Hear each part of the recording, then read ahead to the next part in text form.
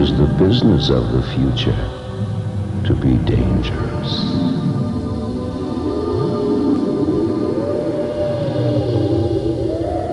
Watch the skies.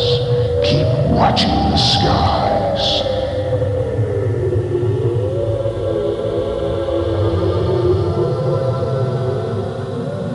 It will shine like a beacon in the galaxy.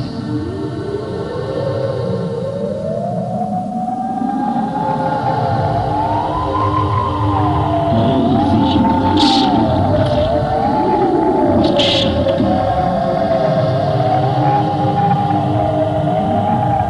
be? If you would just kind of give us a background and an outline of just what was the German saucer project, as we understand it at this point. The German saucer project was an offshoot of their advanced aviation and space research and development. Disbelieving at the beginning the existence of German saucers, I made a thorough search of books on advanced German aerospace technology, and what I discovered was astonishing. The Germans were the first to develop, seriously to develop the rocket engines, the turbojet engine, the pulse jet, the ramjet. They were the first to test a rocket-powered airplane in flight, a rocket-powered, a turbojet-powered, and a pulse jet-powered airplane, piloted planes. They were the first one to introduce them in combat service. That's all what we know. They also developed the flying wing. They developed the flying wing, the Horten brothers. They developed a turbojet flying wing. They were working on monstrous intercontinental bombers of bizarre designs. I have several hundred slides that I've taken from books from the public domain of designs that were so ahead. The Germans developed, according to some even more advanced rumors, they developed the time machine. According to other rumors, the bombs that were thrown over Hiroshima and Nagasaki were German. The American project went along other lines, and the bombs that were produced were much bulkier and impossible to load on an airplane. A light-emitting rocket hit the moon in 1938, unmanned rocket. A light-emitting propulsion that I've never heard of, different from anti-gravity, different from rocket propulsion, probably very economic. Free energy, quite because you can't load car batteries to power the laser that would emit the light to take the rocket to the moon, obviously. In '52, German engineers built for Juan Perón a cold fusion electricity producing plant in Argentina. Flying discs that were powered by conventional engines, basically. By the engine, not same engine that they used for the Messerschmitt 262 fighter. Which would be a conventional engine, rather than an exotic... No, conventional turbojet engine running on mundane, low-grade aviation kerosene. You have looked into the viability of anti-gravity, electromagnetic field alterations. Tell us a little bit about that. Then I turned to some academic sources after the tabloid accounts. Experiments of the Russian physicist Kozyrov from the Pulkovo Observatory, which is their Mount Kolomar Observatory, close to Leningrad. He measured the weight of a spinning top, gyroscope. The gyro at rest is, let's say, 100 grams. When the gyro spins one direction is 95, when it spins the other direction is 92 grams. If you further add on a cup of hot Russian tea, the moment you drop a cube of sugar in the tea, the weight further drops down by another few grams, which is, all these effects are unexplained by modern physics. He's been ridiculed, persecuted, because the Russian Black Project had way more advanced anti-gravity drives, and he's basically discovering something that they have been having for 50 years. I discovered the article in the Manchester Guardian talking about Dr. Claus's theories about anti-gravity, and here I'm quoting him: just as rotating electrical charges feel magnetic forces, so will spinning masses experience magnetic anti-gravity, which is basically, if you spin a gyro, if you spin a top, spinning top, it would lift off the ground. The faster you spin it, the more weight it loses till you come to the moment where its weight is 0. If you continue spinning it faster and faster, it will lift up as a balloon. Another scientist, Bruce De Palma, did a lot of experiments with gyroscopes and proved that a lot of physical phenomena change around them, including mass, which is important here. Then I had several contactee accounts of how saucers work, and as I said, I take all the accounts at face value, put them on file somewhere, and then later try to find the common denominator. In the film by Bob Emenegger, UFOs, It Has Begun, a contactee is talking about the saucers being a very simple flying electric motor. The rotor rotates one way, the whole hull will rotate the other way. Thank you for showing up for UFO AZ Talks. I'm Ted Lohman, and with me is Jim Nichols. How you doing, Jim? Ted, it's good to see you. We're putting on a special segment here with involving you coming up, and it's going to be a series of 3 or 4 different times. Well, yeah, or maybe even more. Tell us a little bit about it. Well, you know, Ted, we've been talking about UFOs for over a year now on UFO AZ and UFO AZ Talks, and we've really pretty much hit the extraterrestrial, origins of UFOs, and we don't talk too much about the terrestrial theories of the origin of UFOs. That maybe there's a technology here on this planet that has been developing UFOs since World War II. What's commonly called the HPAC, human-piloted aircraft. Something like that. Yeah. Sure. But we feel like this is an aspect that's been kind of overlooked, and we need to share this with our viewers. There's a significant body of evidence out there that suggests that a significant number, if not all, UFOs come from right here on this planet. And we're going to look at that evidence. And the piece we're going to produce is called UFOs Reconsidered. Reconsidered. Mm-hmm. Does this have something to do with possibly some of the early World War II type of technology that they had? Mm-hmm. Yes. There's a book written by Renato Vesco, an Italian author who was in the military, Italian military, during World War II, and he had access to some very interesting files, German files, on German flying disc technology, that the Germans were developing flying discs along with other bizarre aircraft during World War II. And that's what we're going to be looking at. And what developed from that. And some of the UFOs we see today, are they product of that technology?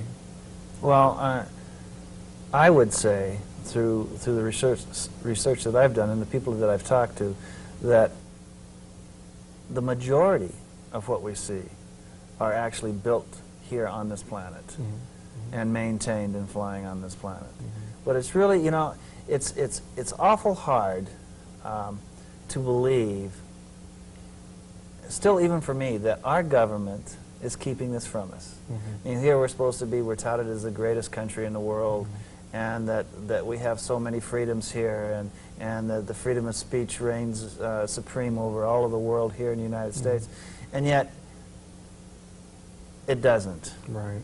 And yet it doesn't. Well, it goes back to the days of the Mercury flights and NASA, or the moon rockets and so forth. Our technology was the biggest, the bestest, the mostest. And if this is a product of our technology, this is an incredible stride for mankind and for this country. So why aren't we talking about it? Why don't we wave our flag a little bit and say, hey, this is what we've created? Well, our viewers are going to have to stay tuned. This is going to be a kind of a weekly or maybe a bi-weekly series that you're going to present. And so stay tuned. Jim will be with us in the coming weeks, and he'll be bringing you this type of a report. Thanks a lot for joining us here at UFO AZ Talks. Well, thanks for showing up. We've got Vladimir on the phone, and we'll be asking him some questions. Please feel free, if we have time, to call in. We'll try to get some right at the end. We're going to be talking to him about the German saucer. in the 30s and 40s. Jim had the opportunity to interview him while we were in Phoenix both times, wasn't it, Jim? Yes. The part that showed some of the pictures and stuff was last year, and then... well, I've seen Vladimir 3 times. I saw him when he was here in May of '91 for the World Congress, and then he covered the same material again in the Congress in Phoenix last year, and then again this last month in Phoenix again. And nobody's doing this. Roger, you knew him when you were living in Los Angeles, wasn't that true? Isn't that true?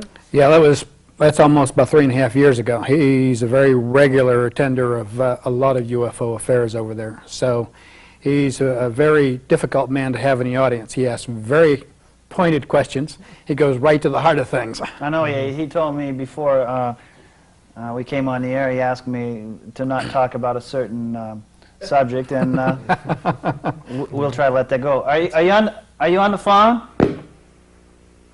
Vladimir? Yeah. Oh, there you are. Hey. I've got Jim and Roger here. Excellent. And we're going to fire some questions at you. Excellent. I want skeptical questions. Well, you probably get them. Skeptical. Okay. What do you want? Somebody want to start off? Well, I've had my shot. Roger, you take a shot at Vladimir for us here. Well, Vladimir, you've been around this scene for an awful long time. How advanced from the state of the craft, in other words, rather than going from the beginning, let's go at things from the front. And how advanced do you believe at this point in time that German technology is, we'll say here, in other words, wherever it's at? And if you can, comment about the location down in Antarctica and about some of the facilities there. I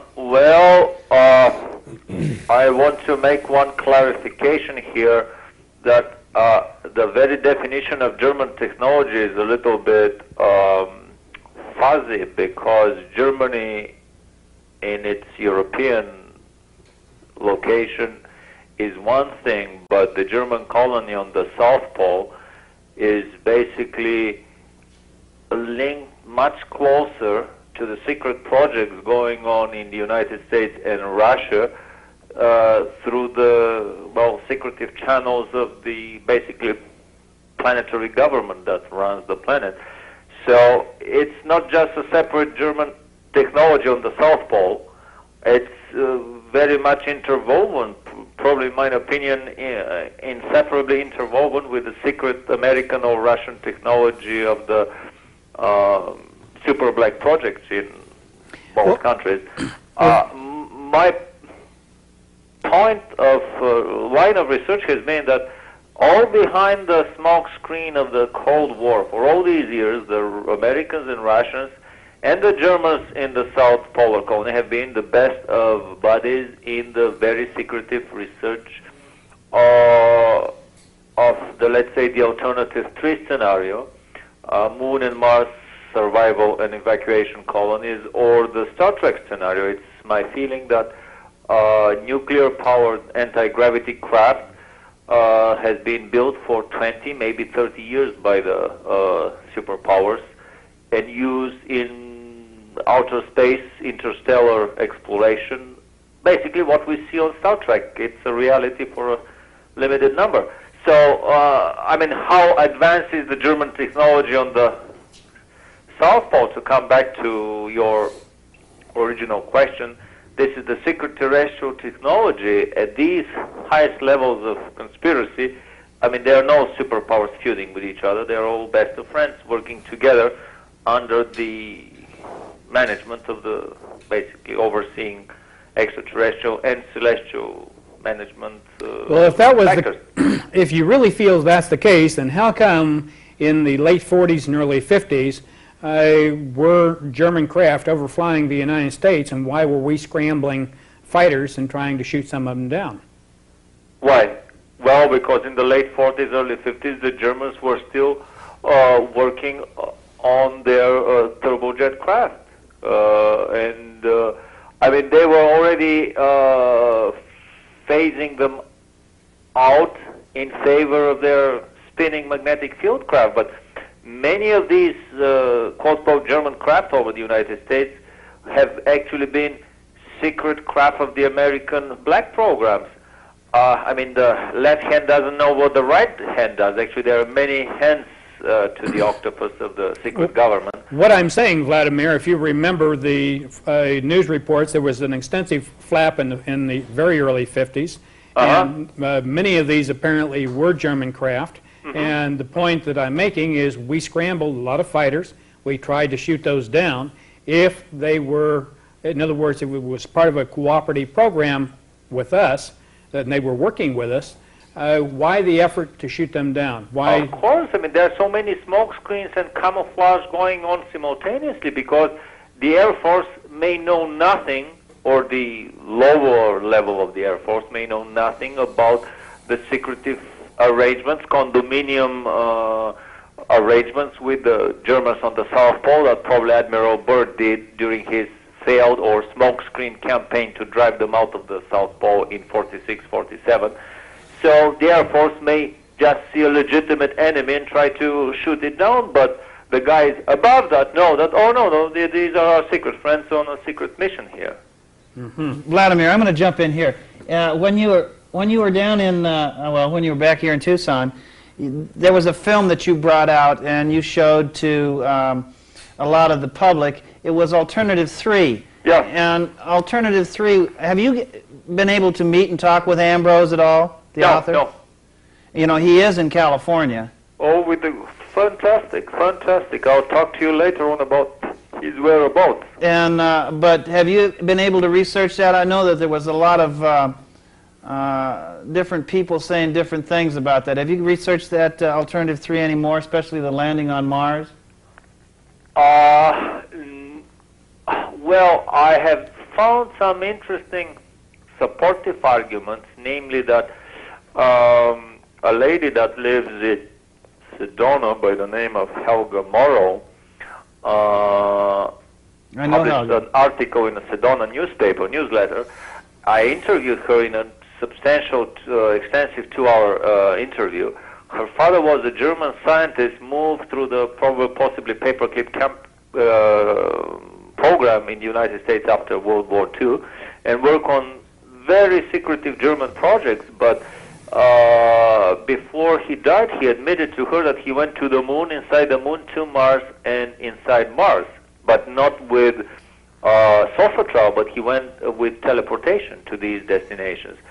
So, in a way, I've gotten even beyond the Alternative 3 claims of a saucer landing on Mars by finding stories that talk about teleportation travels to Mars and Moon and beyond, which give more credence to the claims of Al Bielek that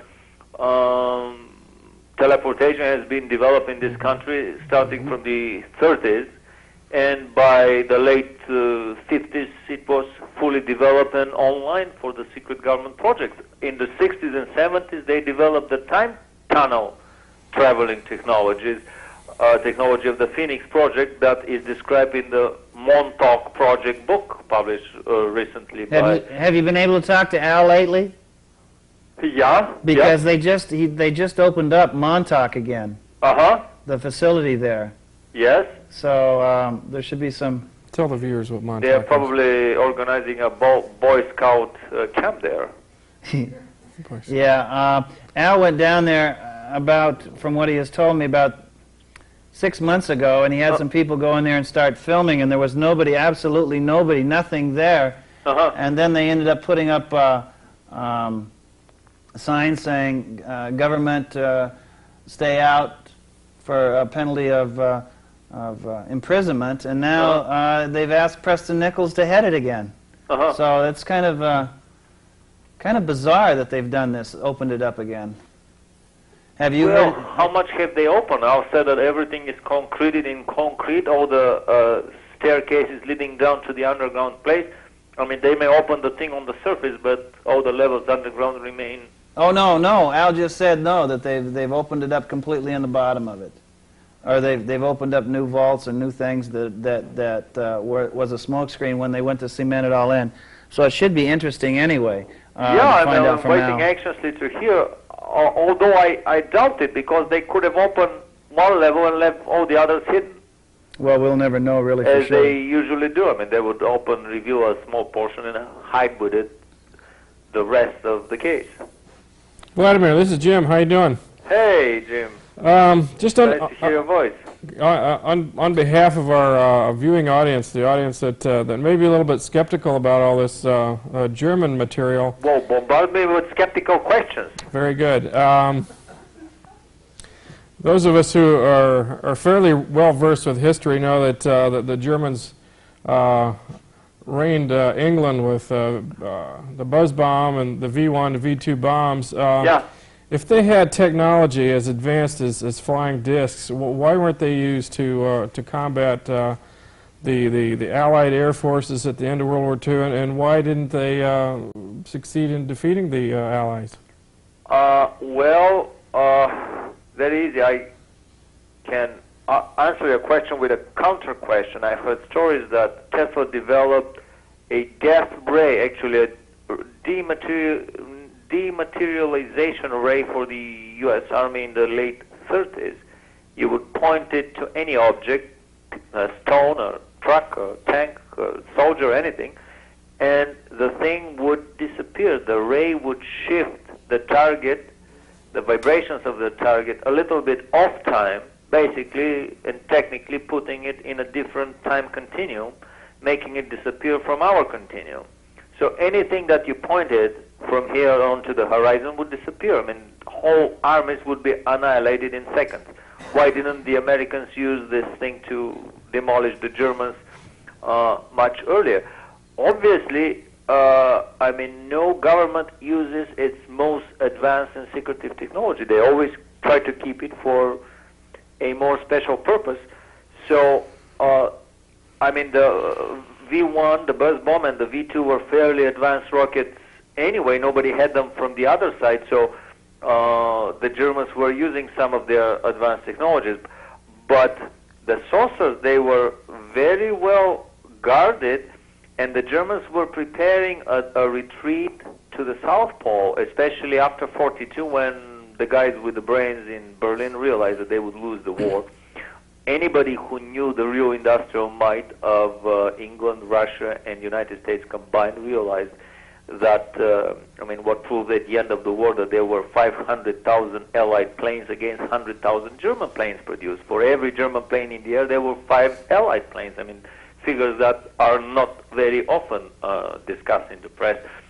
So knowing this, as early as probably 42, 43, the Germans started making tremendous effort to move hundreds of thousands of people to the South Polar colony and to keep the saucer's existence as secretive as possible. At the same time, Renato Vesco, this, well, he's considered the Italian Werner von Braun, the research and development boss of the Italian Air Force during the war, wrote in his book Intercept But Don't Shoot that there have been dozens of full fighter attacks and Kugelblitz attacks on Allied bomber formations with devastating results that have been documented by the Allied air forces.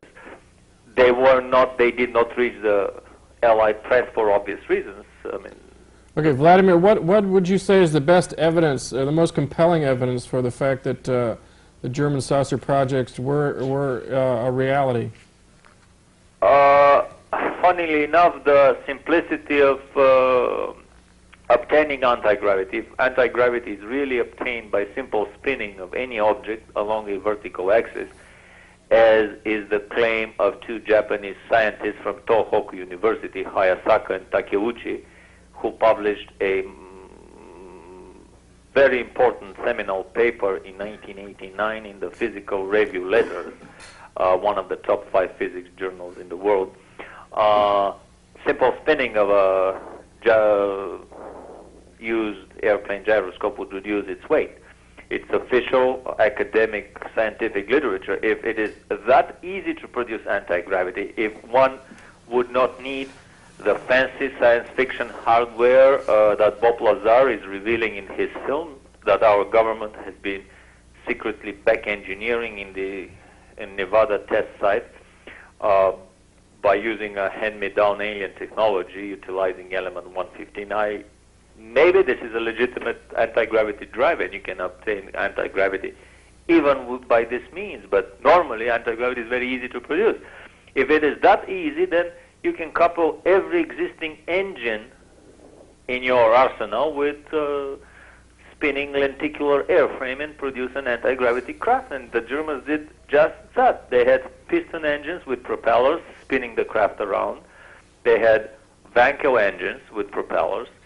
They had turbojets, pulse jets, ramjets, rocket engines in inboard and outboard variations, custom-made, standard aviation turbojets they were using on the Messerschmitt 262 plane, standard rocket engines they were using for the Messerschmitt 163 rocket plane. Rocket engines probably for the V2 were used for the rocket-propelled craft that could go in the outer atmosphere. The simplicity of anti-gravity. This is probably the biggest argument that the Germans really had these things. On top of that, we've probably discovered we have the largest collection of original newspaper articles from Germany from the 40s, 50s, and 60s. Okay, but then also the reports of bomber crews, Allied bomber crews, who witnessed Foo Fighters and similar disc-type craft approach as they would were in their bomb runs over Germany and France and so forth. The alleged Foo Fighters would be seen approaching the bombers from the ground. They'd be coming up from German airspace rather than from above. Correct? I mean, they would be seen approaching them from everywhere because they would come from underground. They would from the ground surface level. They would be hanging on the air, waiting for the bombers to come, like glowing Christmas tree ornaments in the night skies of Germany. But they were so maneuverable, they could fast outpace. I mean, they were making probably 2-3 times the speed of sound in the atmosphere. But how were those things powered, Vladimir? Because those things look much different than the pictures. You had an extensive array of saucer pictures with big German guns on them, like with tank turrets and a variety of other.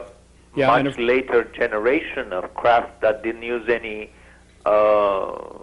turbojet or rocket engines. These were spinning magnetic field craft powered by basically free gravitational energy.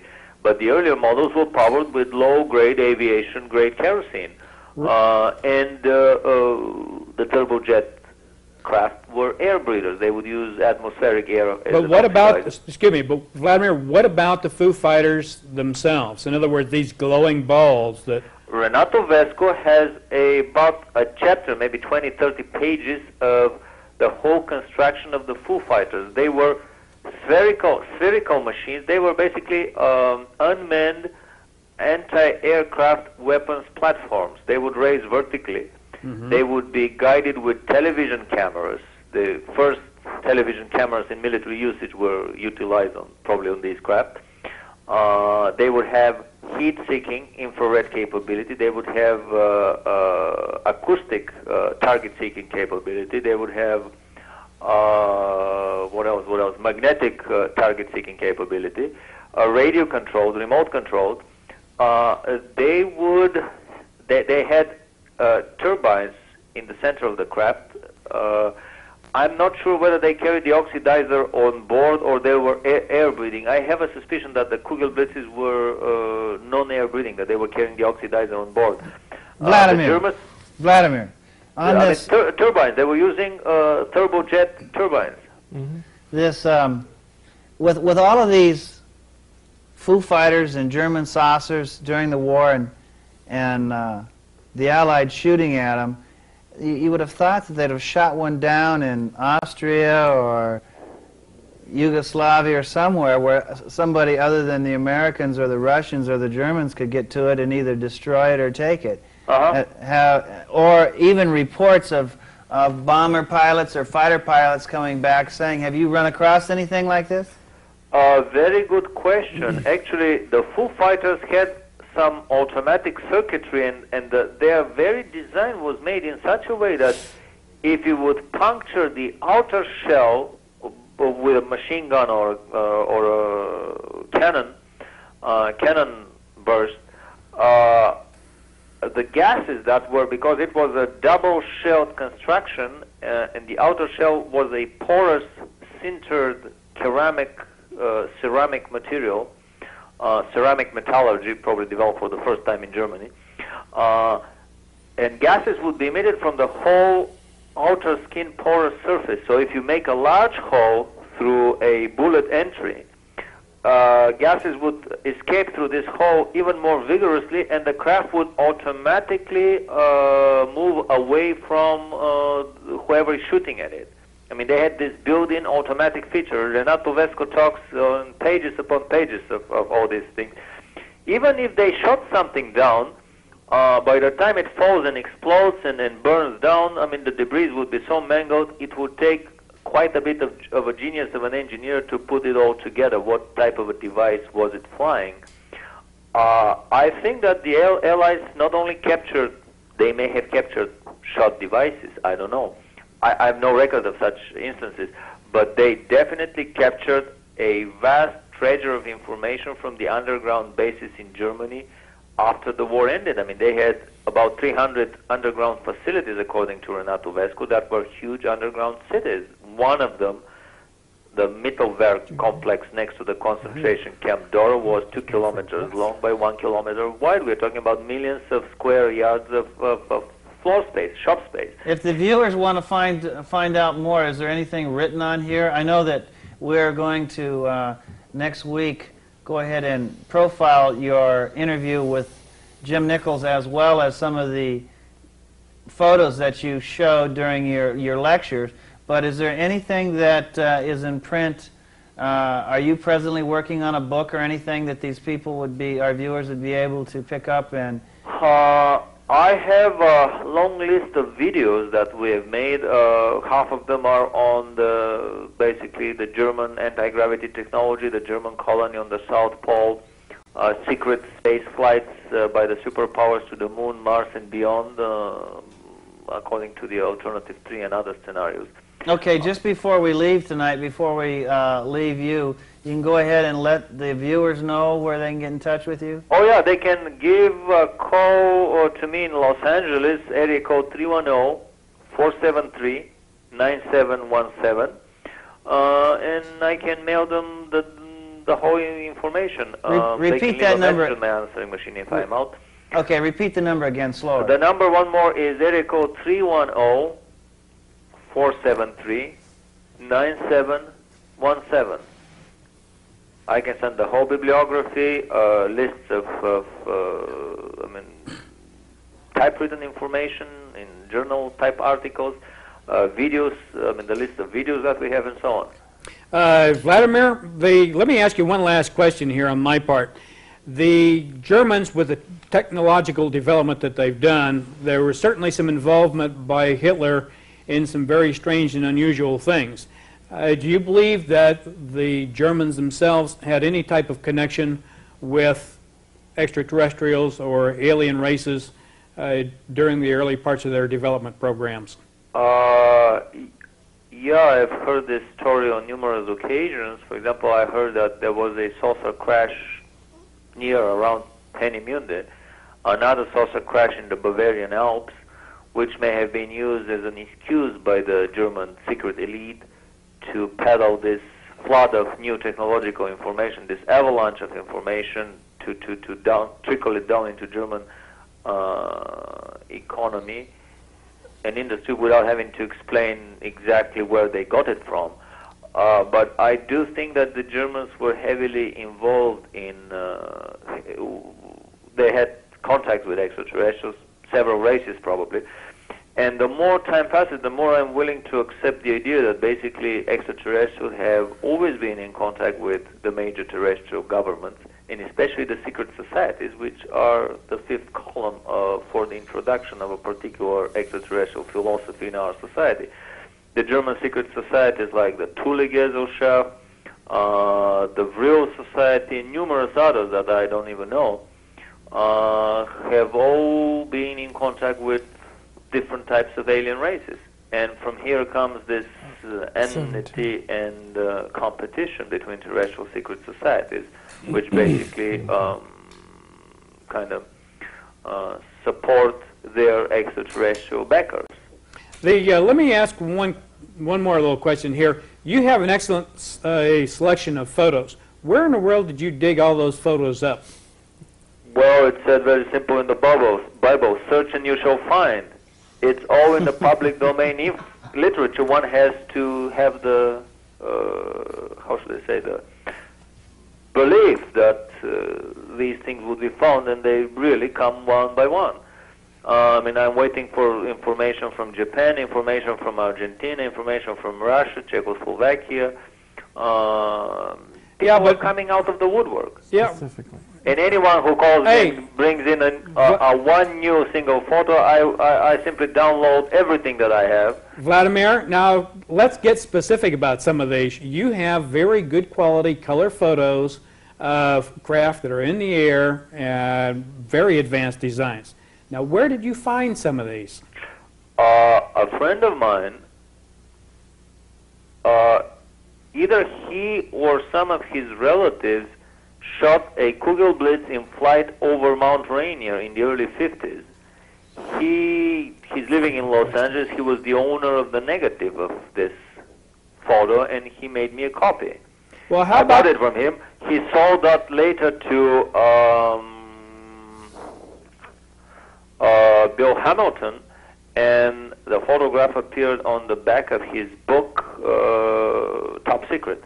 Ah. Well, what about some of those that had the big cannon and the turrets? These are black and white. I shot them with my camera off my TV screen, and they are coming from the German video documentary film called UFOs or the Third Reich Striking Back, which came through a friend of mine in Germany. He's a major New Age publisher and publicist in Germany.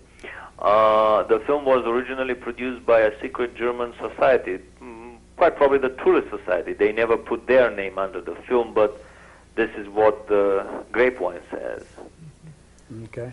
And the Tourist Society guys are kind of keepers of the flame. They preserve photographs, documentary material, and so on. Vladimir, one of the things that I'm sure puzzles some of the audience is why wasn't Hitler pushing the use of this kind of technology with a greater extent? I mean, was this kind of technology being kind of hidden from Hitler by his own people? Well, it's a good question and quite a complicated question. But I've heard stories that, for example, Hitler had a rule: never introduce in warfare a weapon that they didn't have developed the anti-weapon. They introduced the turbojet fighters and bombers only after they have introduced the anti-aircraft heat-seeking missiles in place. I've heard stories that actually the two nuclear bombs dropped on Hiroshima and Nagasaki were German construction. That by the end of the war, the Germans were working on an antimatter bomb, time machine, and many other bizarre advanced technologies, death ray, and so on, free energy. But the antimatter bombs were as big as a pineapple and strong enough to devastate the whole of New York or London, which could not be done with a small Hiroshima-sized bombs. Right, but the question is... so Hitler opposed the use of these nuclear bombs over England or the United States on a very racial reason. He said, we are not in the business of killing Aryans. This was the same reason he told his general staff when he opposed the German army rolling over the escaping British and French soldiers at Dunkirk in, I think, 40 or 41, when they were defeated, and Hitler stopped his armies, allowing the Allied fleet to evacuate these defeated soldiers in England and basically use them for the D-Day invasion again. Okay, but after the war, as the war was winding down, it was obvious that the Germans were defeated. Wasn't there a secret cadre of his own Nazi SS that took this technology and took it out of the country before it could be captured by the Allies? Oh, yeah. I think from 42, 43, the smart guys in Germany had made their own plans that they are about to lose the war. So why don't we just let's work on some escape scenario? So every new technology was tested quietly, low key. I mean low profile.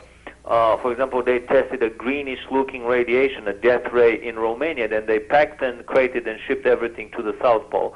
They would test it, make sure that it worked, and they would never try it again, and they would move it to the South Pole. So when Admiral Byrd arrived with a huge three aircraft carrier, it's a triple armada descending on the South Pole from 3 directions, they were beaten in 2 weeks and hastily retreated.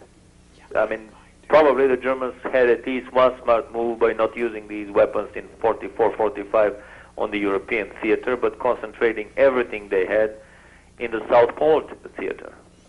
Okay, now if such a technology, or if such a renegade Nazi force escaped to South America or Antarctica and has been there all this time, unassailed by any of the Allies or Soviets, that's really pushing credibility to believe that such a group could still exist down there. What kind of evidence the rumor is there? goes that there is a large city called the New Berlin. And why haven't they tried to complete the goals of the Third Reich in the years since then?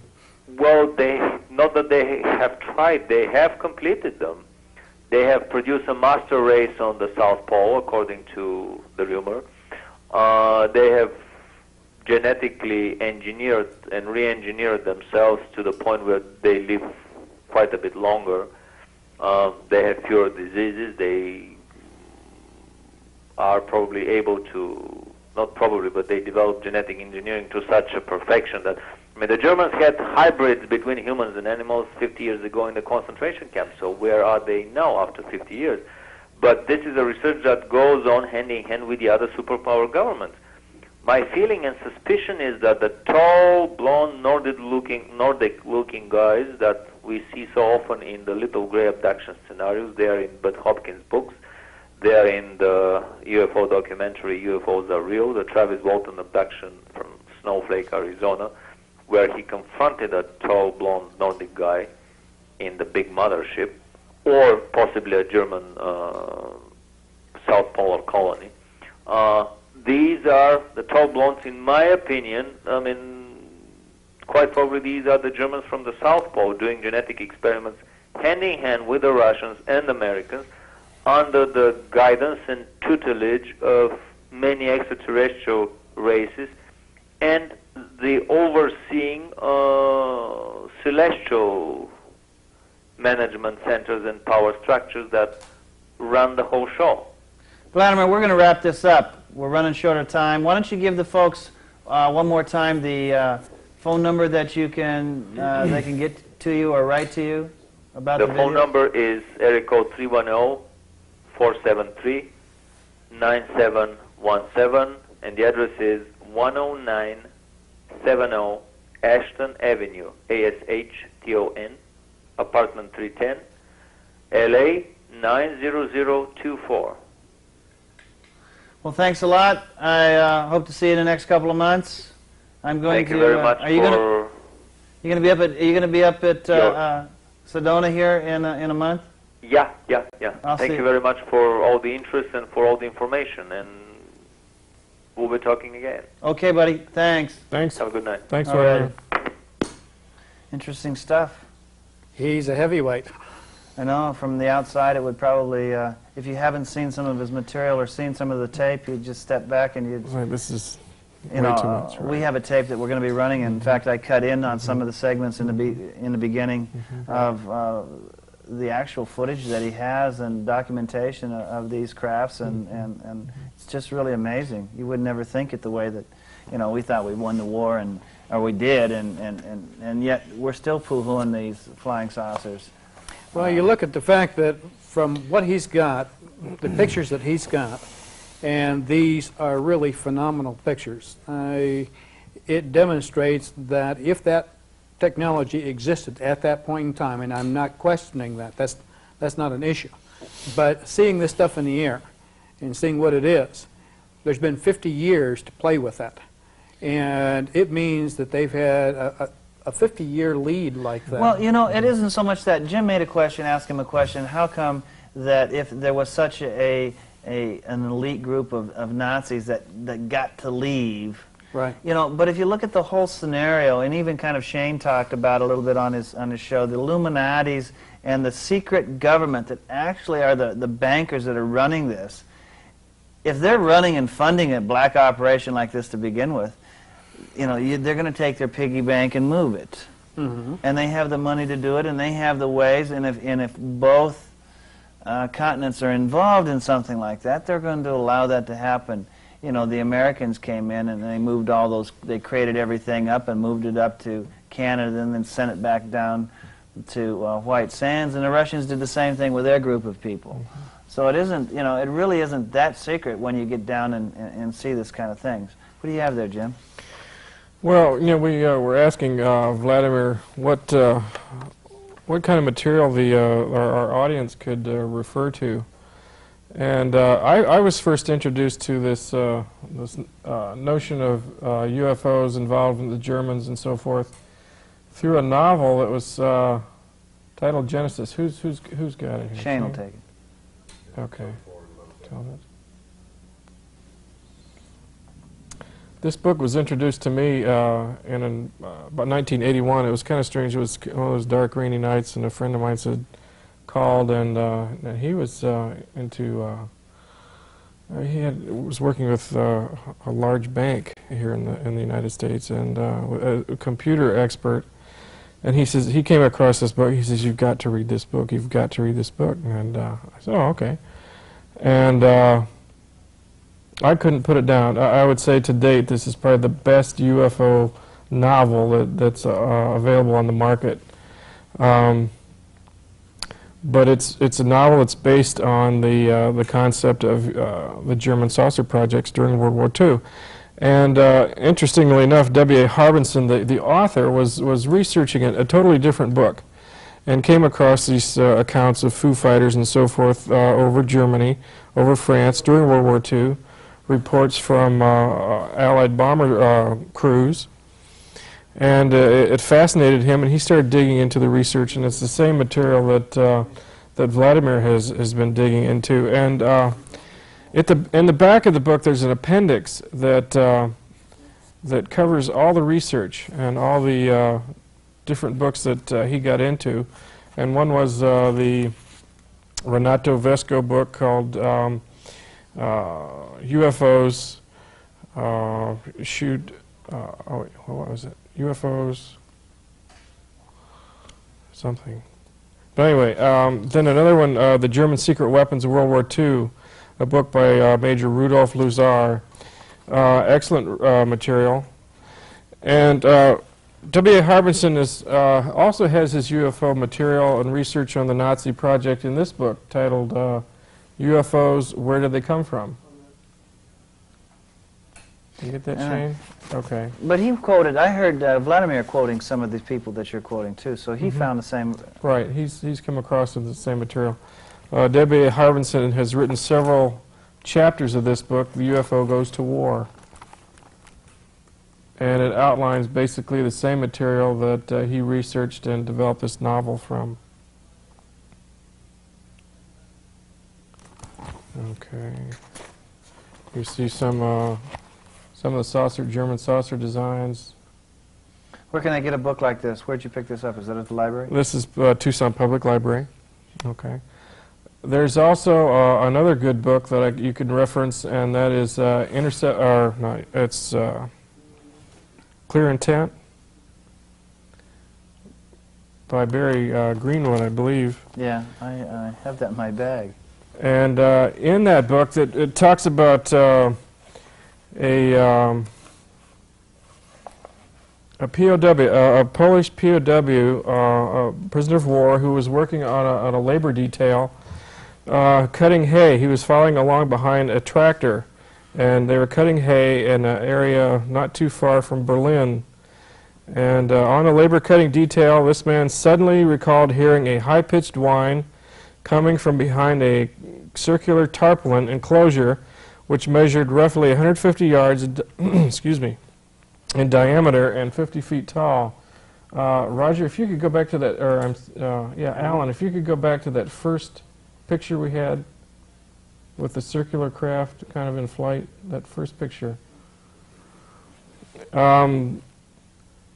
Hear this large humming noise, and then the tractor stalled, and the German driver of the tractor made no effort to restart it, as if this is something that would normally occur. And suddenly a dark gray circular machine, 75 to 100 yards in diameter, slowly rose up from behind the enclosure. He described it as having a stationary top and bottom section and a rapidly spinning middle section. The craft rose high enough to clear the canvas wall, then move off horizontally a short distance out of his sight behind a stand of trees. Now, is this a working prototype? It's really rather sick. Now, this is the craft that he's describing. The center portion would have the occupants, the pilot, and it remains stationary. And the disc portion of the craft around that was spinning. Okay, but again, I'm gonna play devil's advocate a little bit here.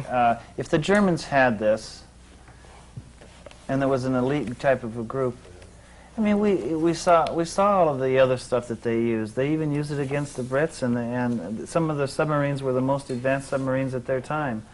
Why haven't we seen it since this has been going on since the 30s and 40s, why hasn't the public been aware of this? Why hasn't the public seen a flying saucer as much as they would like to say they have? Well, so one of you guys want to grab I that? think we've seen plenty of flying saucers. There's no question that we've seen exceptional numbers of craft here in the United States. We haven't recently seen a lot of craft. But during the 40s, late 40s, early 50s. Early 50s a lot. Oh, there was a tremendous amount. Now we have flaps in the 60s and we had them in the 70s. It seems that even this year there seems to be a very high number of sightings. We're getting some locally here. Some things are being seen in the air. There's more scuttlebutt from other places in the United States.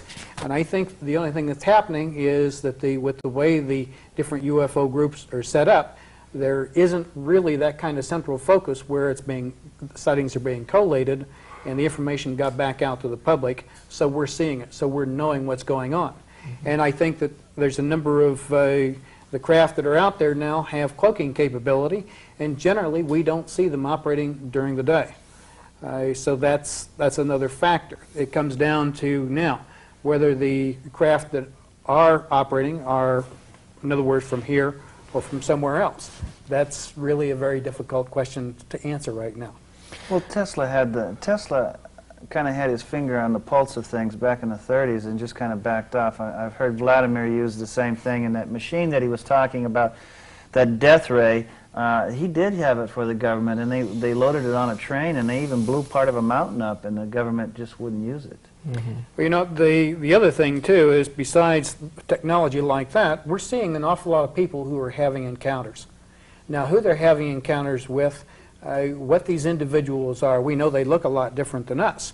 And it appears that, in other words, there is a program going on, and they're not really interested in us seeing craft or objects in the air. They're much, whoever or whatever's carrying out this agenda is much more concerned about keeping things quiet. You have to realize that with the communications that we have nowadays and the sophistication that we have in radar and being able to put satellites and going to the moon, that each government, or anyway the superpowers, knows what the hell's going on. They know that if there's something down in Antarctica, they know what's down there. There's no hiding that. They know what's going on. But they're just not telling us. Well, that's what I'm getting about. I think it becomes more of a secret government. The more and more I get involved in this, the more and more I talk to people that'll come up to me and say, Ted, I was a radar man 20 years ago, and I was in North Dakota, and we scrambled jets over UFOs, and all of a sudden we were told from higher levels to erase everything. We haven't seen it, and just erase it. Just take it off like it wasn't even there. And he was telling me that when they do this type of thing, they have to go to 3 levels or 4 levels. So once it got to the 4th level, then it had to go back down and erase everything. That So somebody at a very high level knows what's going on. oh yeah, Okay. yeah, knows the whole scenario, and I think it's. You know, it's interesting. If you follow the history, the history of the UFO phenomena as we understand it, okay, we had World War II. It ended in 1945. 2 years later, we had the first, you know, really public sighting of UFOs flying near Mount Rainier, which is, you know, not too far from Canada. I think it's significant that it's within the time frame of 2 years from the point that the war had ended. If we had this technology, if our government had access or knowledge of this technology, it would behoove them to pull it out of Germany if, you know, we could capture it, put it in a secret area where we could study it and develop it, okay? And there would be very likely periods of time or opportunities where the public would witness these craft, okay? So in 1947 you have a public sighting, and it's from that point on that there was this huge campaign. It was in the media, it was in movies, that we are being visited by people or creatures from outer space, flying machines that we couldn't possibly duplicate, okay? And wouldn't this be a useful cover if the public starts to see these craft that our government or the Brits or the Canadians or the Australians are in fact testing, that to tell the public that, yeah, these are from outer space. And then you could fly them, your government could fly them with impunity, right? And the public would not be the wiser. We've got another thing here that's... Real quick, Roger, because I don't have wrap. We'll kind of wrap it up like this. But, you know, it's a known fact that the basis for some of our intelligence agencies was brought over from the German SS. And other intelligence groups. Yeah, you can that you can read. I'm just citing some case history. We know that a lot of these German officers, etc., migrated to South America and other places. We have a situation here in the United States right now where we see a lot of our freedoms going down the tubes. The question is, maybe they're still carrying out their agenda. Oh, I think without a doubt. Well, we've got to wrap this up. A couple things. We have some announcements. First of all, I would like you to announce what we were going to do a little bit with Lucius Farish, this Lou Farish, yeah, the clipping service that he has. Right. Why don't you say a little bit about it? Essentially, ladies and gentlemen, we have what is called the UFO clipping service, which is literally a monthly newspaper of all the UFO clippings that take place from around the United States. We have this. We are subscribing to it. We've worked out a good agreement with Lou, so we'll be bringing you, as part of this program on a monthly basis, we'll be reading some of those excerpts, and we'll be doing this here in the next 1 or 2 programs. Okay, real quick. And also, just to let you, a little reminder, November 7th, at the Holodome on Palo Verde, we have J. Randolph Winters, who has been to Switzerland, who has met with Billy Meyer. And he'll be here speaking from 7 to 10 in the evening. And if you have questions or would like to attend that, call us here at the station. Thanks a lot for showing up, and stay tuned. Next week there'll be a surprise. The following week, Randy Winters will be on. And then December 4th, we're going to have Louis Torrey, a Frenchman that was abducted and taken 3 different times. It's a well-documented case from California, and he's going to be here. But to get back to this flying saucer with you, looks like we're going.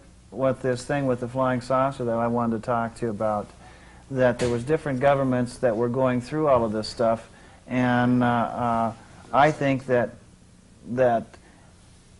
isn't the South Pole. Didn't the government say that there would be, it's hands off for everybody, nobody could be down there at all, nobody could claim it as territory? This is something we're really going to have to...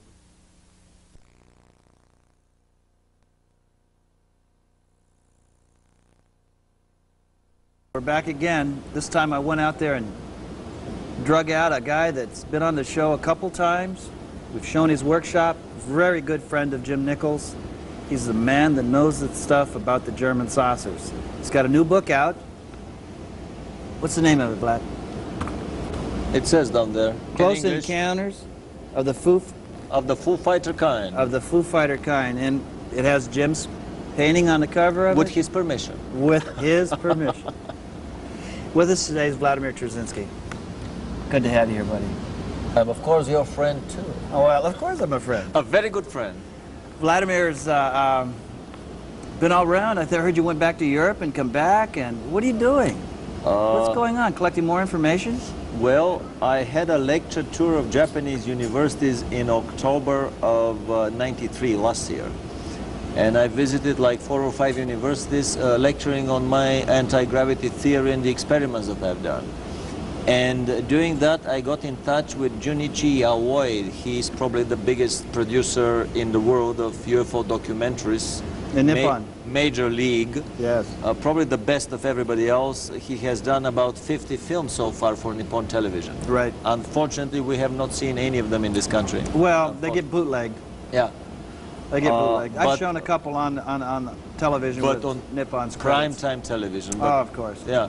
Anyway, so they liked the stuff. It took me 4 hours to convince them to do a documentary on the German UFOs. But they watched all the tapes that I gave them, called me a month later in December and said, let's work on that film. They got a budget of $1 million for the film. Whoa. I worked for 4 months stringing witnesses for them, and finally we got so many witnesses we couldn't handle them. You can't have 50 witnesses on a 45-minute film. What is this? Is it a documentary they're putting together? Documentary. Incredible documentary. Is it out yet? Middle of October, it will be shown for the first time. Incredible documentary. We interviewed so many people, machinists working in metal factories producing the panels for the craft, engineers that work on the project, test pilots that flew some of the craft, eyewitnesses that watched these craft at Peenemünde, watched German-made crafts at Reno, Nevada, much, much later in the 60s. We found, and I persuaded for these guys to give an interview, the secret society members of Vienna, the Thule Society. Thule Society. And the Tempelhof, the German branch of the Knights Templars, the Tempelhof Society member. They finally agreed to give an interview to a major television station, and this is their first interview ever. Even we got in touch with one of the theoreticians and the masterminds of the political branch of that secret society, Rudiger Lenzer, Herr Rudiger Lenzer. Okay, the question I want to ask is what has always been asked of me. If the Germans had this technology, why didn't they use it? I think they did, with devastating results. They lost the war, or did they win the war? Well, I think they lost one war to win the next. How do you mean that? Let me put it in this way. These were secret projects that were run primarily by the German secret societies. And the German secret societies are the twin brothers of the American secret societies. The German branch of the Templars is the twin brothers of the American branch of the Knights Templars, and on and on and on, the Illuminati above them and so on. So basically, and that's why you get through so many secrecy oaths when you join the secret society, because their agenda very often has nothing to do with the national agenda, maybe even totally diametrically opposite to the national agenda. And this is one of these cases. The American secret societies, I know from my research, I mean, the first nuclear explosions that were done on the planet were done in the 1890s. I have a suspicion that the Tunguska explosion in Siberia in 1906 was probably the first thermonuclear explosion done by the secret society. These never were used in the First World War, as we know. Tesla had a vertical takeoff turboprop biplane that crossed the Atlantic before the Wright brothers' plane even flew. However, it was never used for long-range bombing of Germany, to bring Germany to its knees at the very beginning of World War I. Tesla, again, in the late 30s, developed a dematerializing death ray. Not a death ray, but a shifting ray, basically switching the target tank into a different time-space continuum. The whole Battle of El Alamein would have lasted about 1 minute and 33 seconds. All you have to do is sweep the horizon with this anti-aircraft projector type beam, and all the tanks on the horizon, all the German tanks, would disappear into a different reality and would never come back. And that's it. Do we have that technology now? The whole war would end not in a month, not in a week, but heaven forbid, in a day. And who's going to profit from such a war that lasts a day? So something like this is done So for you're profit. beginning, all of it is done for profit. All the wars have been planned, financed, organized, orchestrated, managed, and run by a script, like a Hollywood film production is run by a script, by the secret societies and the bankers behind them. So they always have up the sleeve new technologies that lead us with 50 years, sometimes with 100 years. And they never use these in a war. Why the Germans never used this technology in the war? Well, it was a decision by the secret societies to keep it up the sleeve. Okay, now there's some story that's saying that some of the Germans, when they saw that the war was going to end, that they moved a lot of this, what is it, 34 submarines left and went That's down to... another long story, but one final sentence. The only instance that they allowed these saucers or whatever they had to be used against enemy bombers was during that Allied bomber attack, surprise attack on the Schweinfurt ball bearing plant, where they sent all the bombers they had, British and American, 600 bombers made that flight in waves by dozens, by 50 bombers in a wave, and they shot 150 bombers in that attack. 150, or a quarter of the British bombers were shot, and a lot of the rest were so damaged that it took them... Yes, Rob Baldwin, please go to the interline table. Rob Baldwin, please go to the interline table. And the rest were so damaged that it took them 2 weeks to repair them. What did This they damage was the only... I'm sorry? What did they damage? How did they, what technology did they use? Well, I think they used everything they had, including beam weapons that they had developed in the late 30s. So, I mean, losing 150 bombers in one night, they never hit that ball bearing plant again until the very end of the war. The Germans obviously badly needed that plant to keep their secret operations going on, including that colonization of the South Pole and the secret colony that they produced, that they built from the late 30s on the South Pole. By the time the war ended, the rumor is they had about several 100,000 slave labor from the concentration camps to work there as slaves. Elite troops, Hitler-Jugend boys and girls to be the seed of the new genetically engineered colony, the boys from Brazil colony, type of colony. Engineers, scientists, SS men, all the 9 yards of a new society which laid the beginning of that new Berlin colony. So is there a society, is there a group in the South Pole right now? There is a rumor that that new Berlin colony has an embassy in Washington that is on an unmanned high-rise floor. Between the 19th and the 20th floor, for example, there is one more floor that has no number and no button on the elevator. So to stop on that floor, you probably have to punch a code on the button, so use some other means. And then it stops on that unmarked floor. The door opens and you have a big sign, New Berlin, above the entrance of the embassy. I was told that they travel on Icelandic passports, being tall, blonde, blue-eyed, genetically engineered Nordics of the Superman type. They travel on Icelandic passports. All the Icelanders are blonde, for to my knowledge. And they send their kids to Harvard, Oxford, Cambridge, Yale, basically the best universities in Arizona State University. Okay, now you've been in this. I met you first at Wendell Stevens Conference in 1991, held in Tucson, Arizona. You helped at that time translate for Marina Popovich. You do speak Russian. You do speak Bulgarian, is that correct? German. German. So you're fluent in Japanese. about 4 or 5 languages. Greek, a little bit. A little bit of Greek. And you've done some really hardcore, deep digging research on this specific item of the German saucers. Where is this leading? Where's this going? Are these saucers that we're seeing? Star Trek. Star Trek. Are we, these saucers we're seeing, are they ours, or are they theirs, or are they something completely different? No, it's all of the above. All of the above, but there is a major component that is built here on this planet. In this book that I just finished, and that would be published in Japan probably weeks from now, Close Encounters of the Foo Fighter kind, of the Kugelblitz kind, I traced the whole development of German anti-gravity program from hybrids between helicopters and saucers, half helicopter, half anti-gravity, to models with every existing engine in the German arsenal. Well, besides your book, Finally, where does one, wait a minute, besides your book, where does one go find this if they need to go seek it out themselves? Is it that hard? Nowhere, because it was removed from the libraries. The 20 or so newspaper articles. Armstrong, please go to the inner light area. Virgil Armstrong, please go to the inner light area. The 20 or so newspaper articles that exist in the world were not in the Library of Congress. We had to hire a library assistant in Germany, and he spent half a year digging for them in German libraries because he couldn't find them even in the bigger German libraries.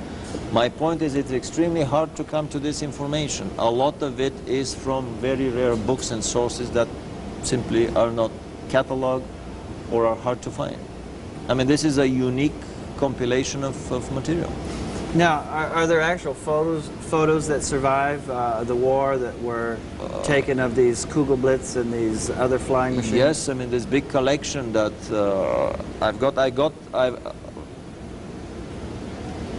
from my trip in Germany and Austria this summer, I came with probably about 20 original photographs, some of them in color, of some of these craft, including one negative, original negative that can be done, that can be digitized and studied. The most fascinating story that came out of Germany was that not only they flew to Mars with that Gross Honeybull, 70 yards in diameter Honeybull, Gross Honeybull 3, not only that they probably built the SS space station, the Andromeda space station, which was basically a flying submarine. It was built by submarine engineers in the aircraft and the Zeppelin hangar near Berlin, which is 300 yards long. The space station itself is only 100 yards long, so plenty of space to build it there. But the Vril Society developed a unique and very advanced series of craft that started with a Vril 7, which were about 40 yards in diameter. The second prototype was given a name, Vril Odin. Odin is the Scandinavian god of thunder. And that craft departed in April 45 on a flight to the Aldebaran star system, 68 light years away, to visit the home planets of the alien race of the Sumerians from Aldebaran that were helping the Germans. The flight was equipped with superluminal tachyon drives, quite probably, and made the 68 light year flight in about 20 years. They landed on Aldebaran around the 60s. Probably, it's my speculation, that they used anabiosis life suspension to save on food during these 20 years of flight, or had some advanced food processing system. The second craft of that series, the Vril Edun, was a lot more sophisticated, and he probably could make it not to warp 1, but to warp 2, 3, and more, because he made the flight in about 2 years. So the second craft departed later and arrived before the first. This, to my knowledge, is the first flight of a terrestrially built vehicle with alien technological assistance, of course, that flew with a speed faster than the speed of light. In our civilization of this last 5,000 years, there have been many flights probably earlier of previous terrestrial civilization. So this flight of Vril Odin was the prototype of all the other subsequent crafts that were built by the Rockefeller Foundation, probably for the global secret government, that we learn about them in the Star Trek science fiction series. How do you find out about this sounds pretty science fiction, to talk to somebody and say, well, we went to Mars in 1945, that took 20 years to get there. To Aldebaran. Aldebaran. There's a tape, what's it called? German saucers. I think there's a videotape. UFO Secrets of the Third Reich? Yeah, I think that's what it is. Yeah. How do we know that it arrived there? I don't know whether it arrived. I don't know whether it had two doors or three doors, whether it had this particular drive system or that system at this time. I'm speculating on things that I don't know. And I'm using the information that keeps coming to me. Okay. I have no doubt that this is a designer leak, an engineered revelation coming from the German secret societies. The guys in Germany are getting the same no return address envelopes as are getting the guys in the United States that work on these matters, like the envelope that Bill Moore got with the MJ-12 papers. Right. It's the secret societies in the United States, Germany, or Russia have the same signature, the same way of dealing with these things. So they keep getting these unmarked envelopes with more photographs, more detailed photographs. They have gotten a beautiful watercolor painting about this size of the night of the departure of the Vril Odin craft. It's a very beautiful painting of somebody who was not more than 50 yards away from the craft. You see the trucks and trailers bringing food supplies on one side, and the black Mercedes-Benz limousines on the other side with crew members parting with their families. Now this is something that you've been able to see through the secret societies. It isn't something that's hanging on somebody's wall. You have to reach into. We visited their home in Vienna, and I'm sure that by now they have more photographs. I have a feeling, I have a letter of this other member of the secret society who wants to send me more additional photographs that arrived in these last few months that I have not been in Vienna. I told them that next time I would be knocking at their door, not with a Nippon television crew, but with a Mosfilm crew, and we would do a major film. Mr. Burge, please come to the front desk. Mr. Burge, please come to the front desk. And next time we would do a major film for Moscow film, for Mosfilm. So we would have a very good working relationship in the future, and we plan to do a lot more films on that topic. Before we run out of time, if there's people out there that are hearing this and need to get in touch with you with some of the information you have on videotapes as well as information pertaining to this book, if they want to do research on it and contact you or mail anything to you, where can they get in touch with you, Vladimir? Look right into this camera here and tell them. The best way to contact us would be to give me a call at my home phone, which is also my office, and my fax number, which is 805, area code 805-242-4728.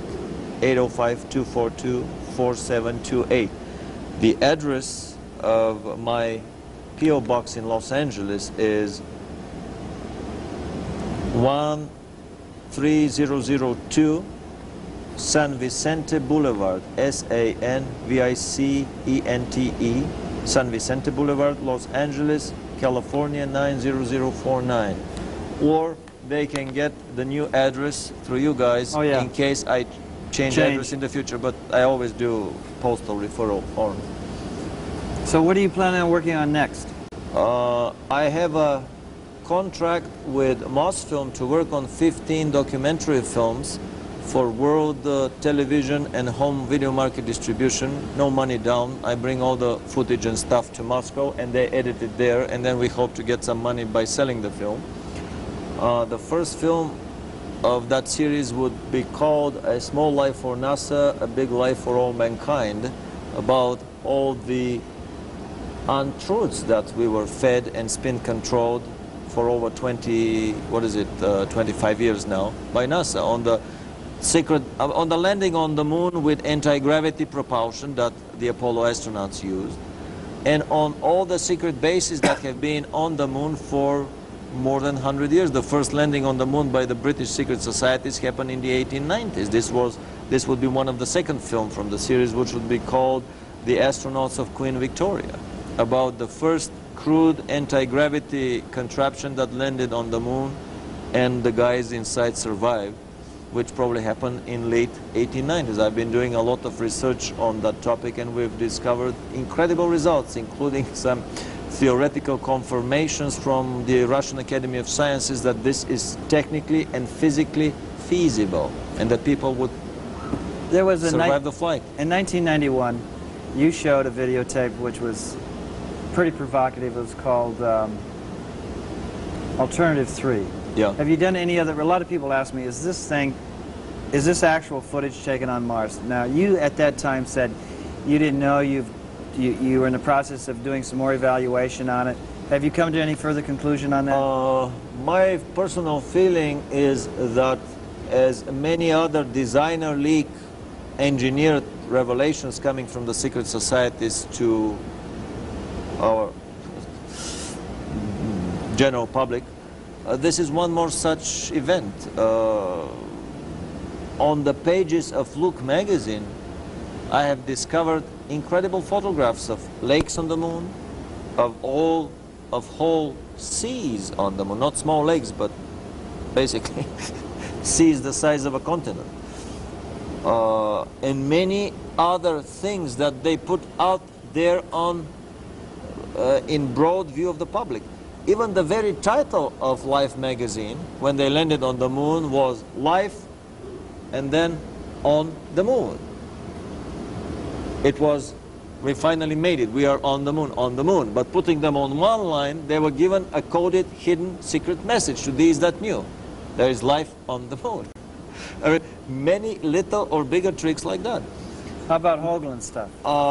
My feeling is that the alternative 3 is a valid footage, that it is an anti-gravity device landing on Mars. No rocket engines were used, that it happened 10 years earlier, in the early 50s, and not in 62, as they say on the film.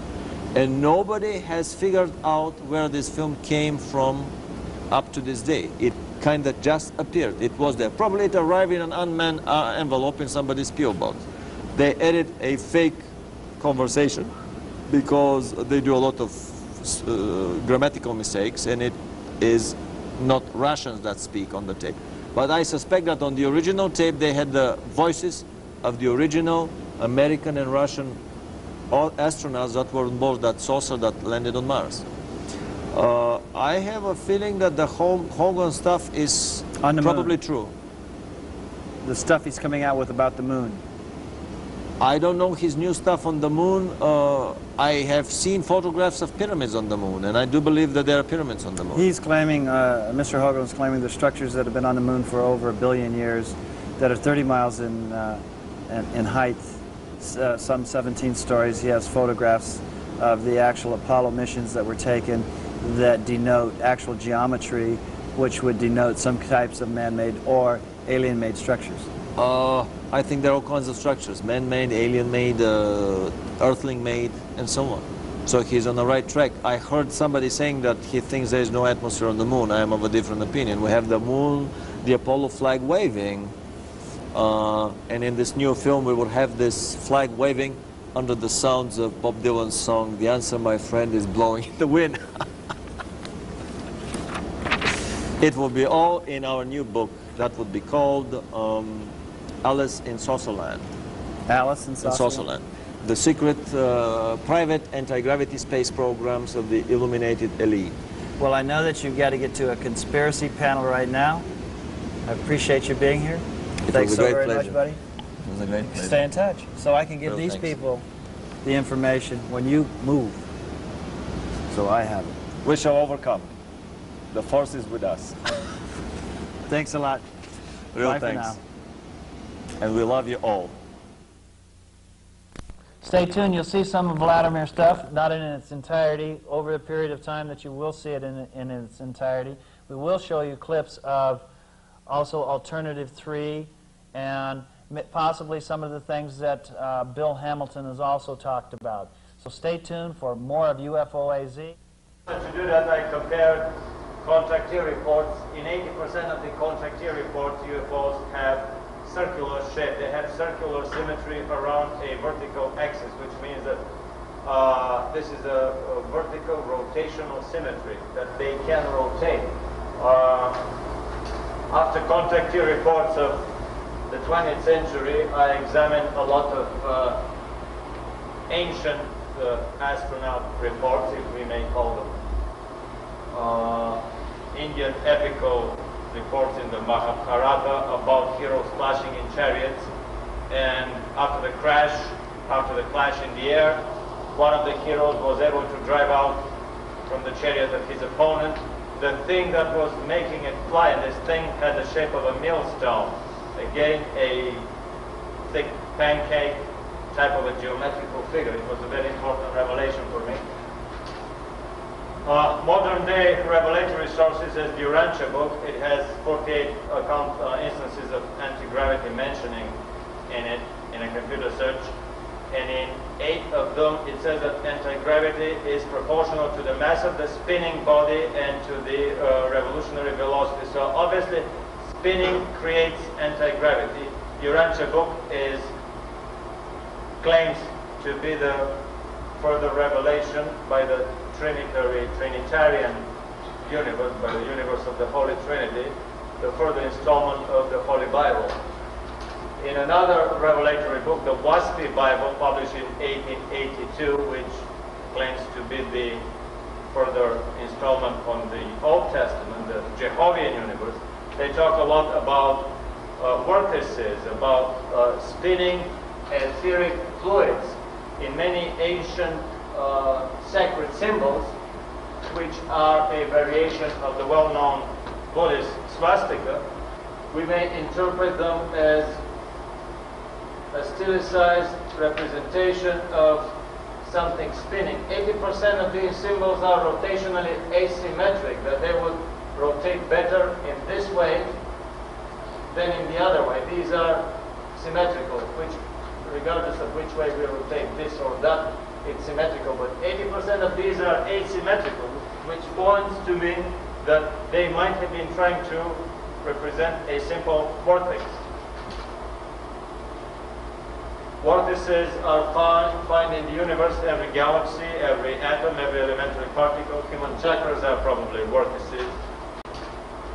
After these revelatory accounts, I turned to my ever-present tabloid sources. A garage mechanic in England put a salad ball on a metal stick that was tightened down in a vice grip, drilled a hole in the ball, glued a discarded paper core of a thread bobbin, wound some rope, and put a stick the way you start an outboard motor.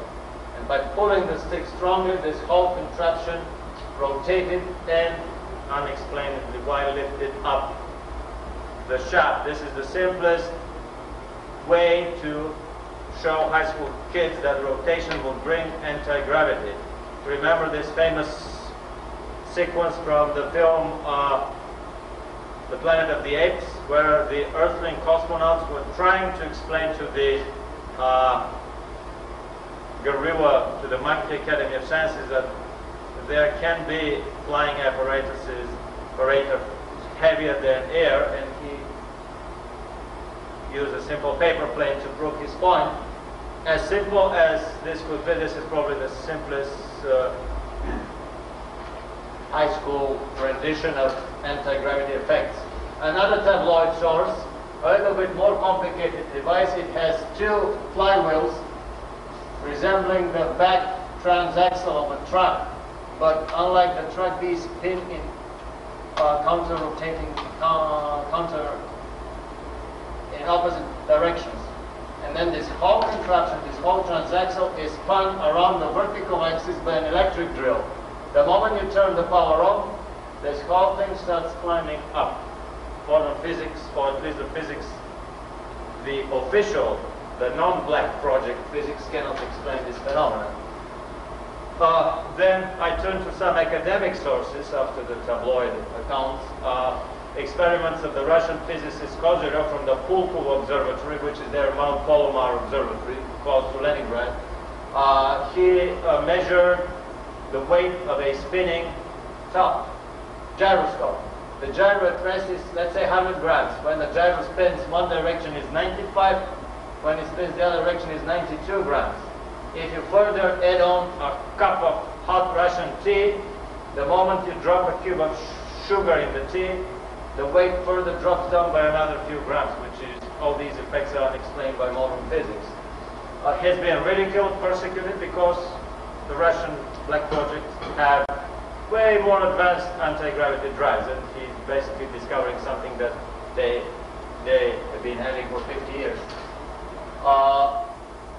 UFO magazine, like a Flying Saucer Review Journal, has an article that is talking about Dr. Frank Claus from the Britain's Rutherford Appleton Research Laboratory, something like the Los Alamos laboratories of Britain, talking about spinning saucers, that the majority of saucers spin. It's either the outer hull spinning, the whole metal hull spinning, or the outermost rim or parts of the hull spinning. Or if it is not the hull spinning, then you would hear the noise of an electrical generator, which is a spinning machine. Maybe something spins inside the craft and creates a strong magnetic field. Or if there is no noise and no spinning, then you may see lights that pass around the craft. And the faster it flies, the faster the lights spin around the craft. The moment of the takeoff, you would hear a markable increase in the pitch of the noise, if it is an electric generator, or the speed of rotation, or the speed of rotation of the lights around the craft. So I discovered the article in the Manchester Guardian talking about Dr. Claus's theories about anti-gravity. And here I'm quoting him: just as rotating electrical charges feel magnetic forces, so will spinning masses experience magnetic anti-gravity, which is basically if you spin a gyro, if you spin a top, spinning top, it will lift off the ground. The faster you spin it, the more weight it loses till you come to the moment where its weight is zero. If you continue spinning it faster and faster, it will lift off as a balloon. Another scientist, Bruce De Palma, did a lot of experiments with gyroscopes and proved that a lot of physical phenomena change around them, including mass, which is important here. Then I have several contactee accounts of how saucers work, and as I said, I take all the accounts at face value, put them on file somewhere, then later try to find the common denominator. In the film by Bob Ebenegger, UFOs, It Has Begun, a contactee is talking about the saucers being a very simple flying electric motor. The rotor rotates one way, the whole hull will rotate the other way. A flying electric field would explain, according to Billy Maher and his Palladian contact explanation, these vortices of the crop circle. The spinning electric field, a bipolar field, would create something that resembles very much the Korean symbol of the yin and yang. Other contactees, UFO Contact with Yard, all these are brilliant books published by Wendell Stevens, and I highly recommend him as an author of such contactee literature. They are talking about two counter-rotating beams of elementary particles in something like modern-day synchrotron assembly, of course much more elaborate. And these counter-rotating beams would create the lift for the whole saucer. Another Russian contactee account is talking about the saucer being a spinning nuclear reactor. By controlling the rods up and down, you control the lift. A second smaller reactor in that end would create a horizontal propelling force so that the saucer would travel horizontally. Galbraith's Florida accounts, in my opinion, these are probably drives of an ionic type, ion drives, because when the UFO lands, they bake and sinter the ground, something very different from the electromagnetic drives, which would not burn even the wheat, and the wheat continues going for months in this vortex form. But we see the ion drives to the same circular pattern of some emitted energy that hits the surface of the drive. This light is probably the visual byproduct of the whole drive working, so that we're able to see it. Patterns on the ground of such ionic craft bake and sinter the ground very heavily. The ground sometimes may be baked as hard as brick.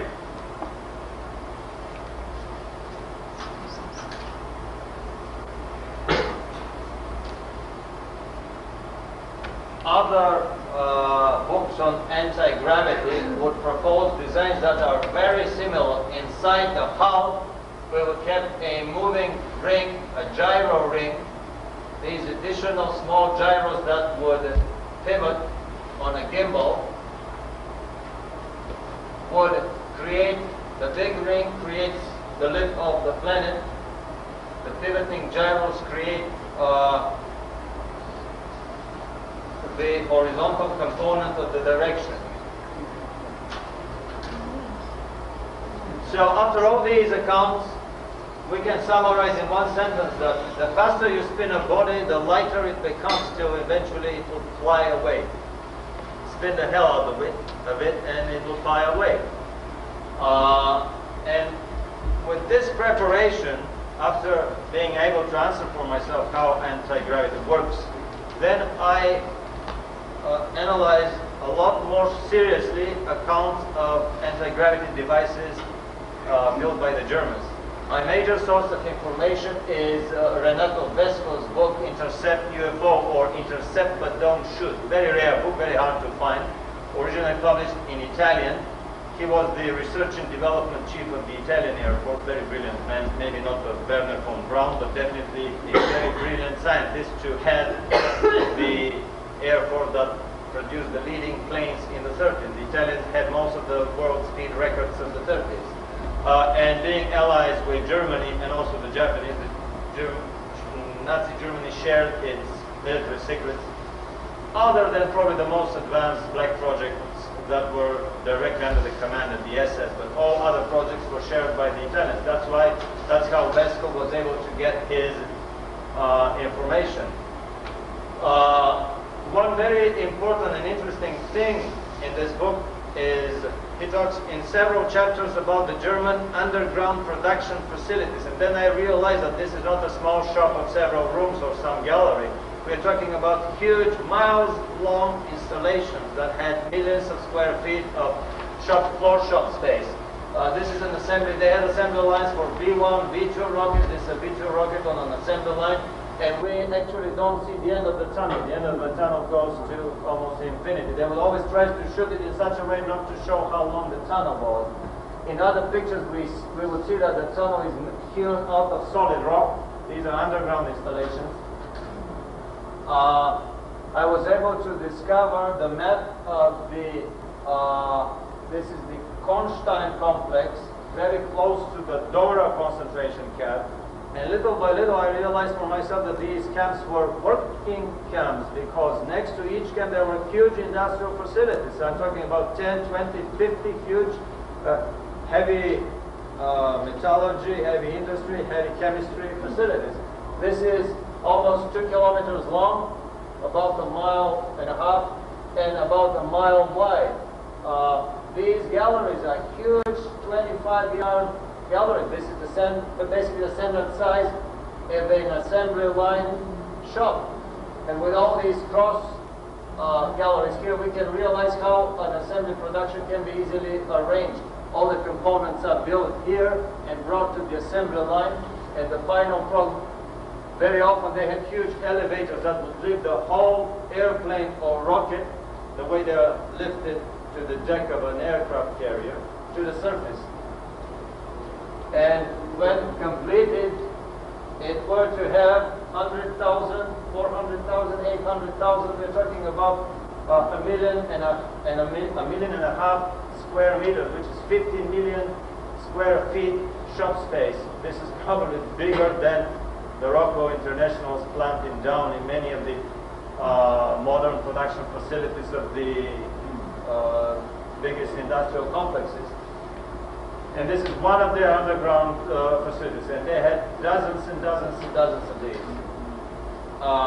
Then, in order to prove for myself that they had not only the industrial base and up to the very last minute of the war, because often fighting was going on 300 feet from the entrance of such a complex, and the Allies would never know that the production is going on full speed. The prisoners of war and the inmates were sleeping in these underground facilities, so nobody knew that production is going on under the nose of the Allies at the end of the war.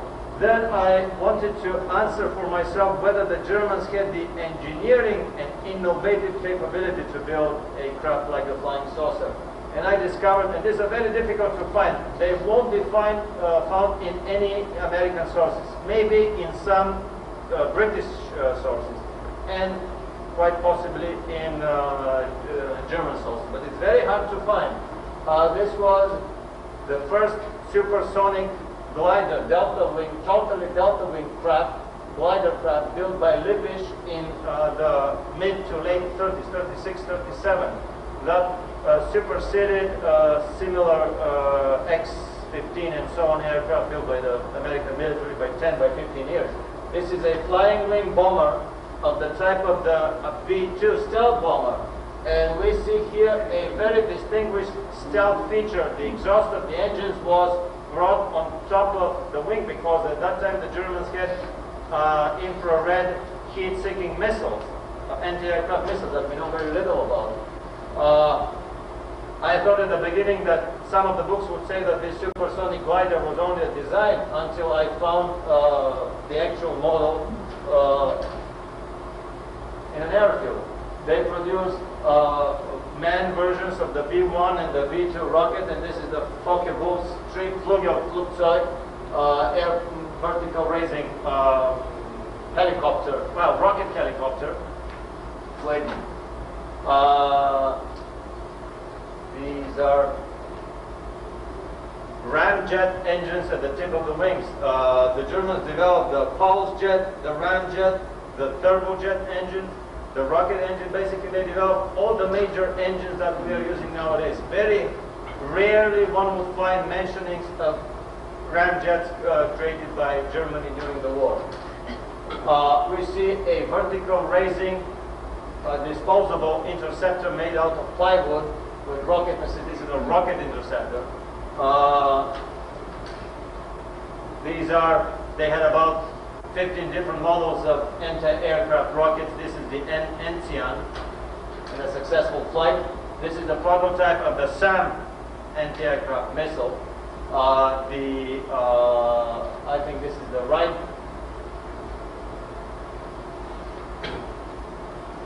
I forgot, they had so many names.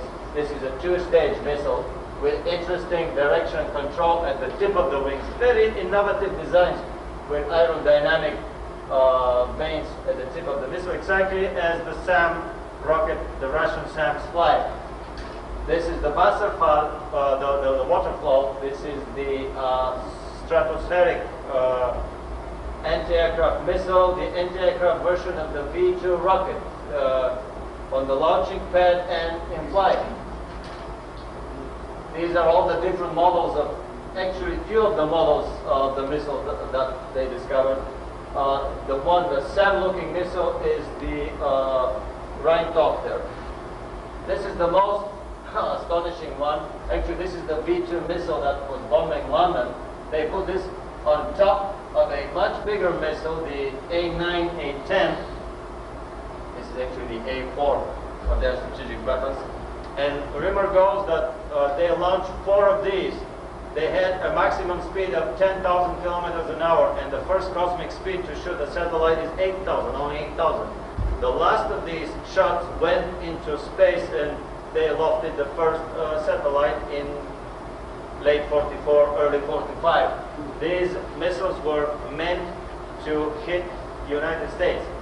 Later versions had a wing glider type manned V-2 on top of this missile, so that the pilot would be able to glide the second stage and then jump with a parachute before impact on the American East Coast.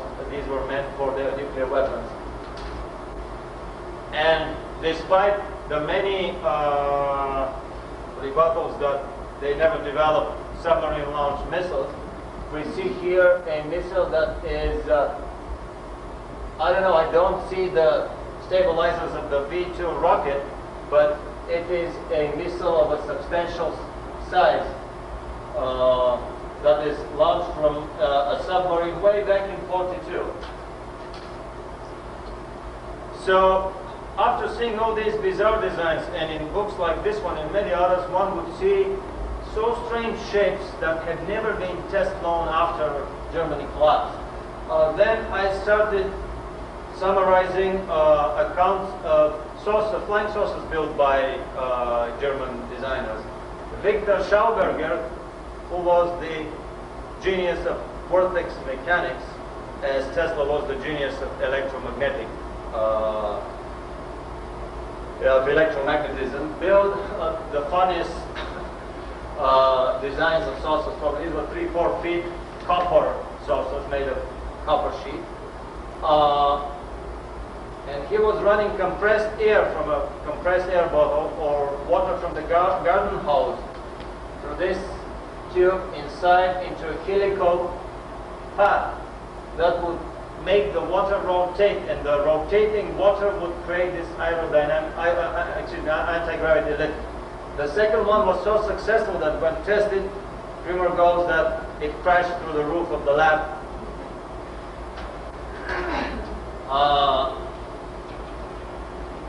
This inevitably, when we discover something new, it's a hybrid between the old and the new. The first automobiles were just a carbon copy of a horse carriage without the horse. They had basically the very same shape. And so this is, for me, a hybrid design between a helicopter lift, aerodynamic lift, craft, and an anti-gravity lift. The component of the anti-gravity lift would come from the spinning of this heavy mass, these engines at the tip of the wings. This is a helicopter that in 1943 or 4, when it was tested, achieved 160 kilometers vertical lift, 110 miles an hour vertical lift, and 700 miles horizontal speed, 1,000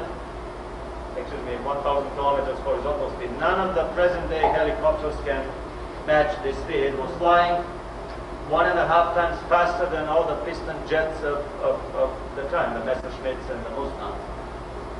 My feeling is that the reason for these incredible performance is in part lies in the anti-gravity lift component of this propeller. These were ramjets, another German innovation. We have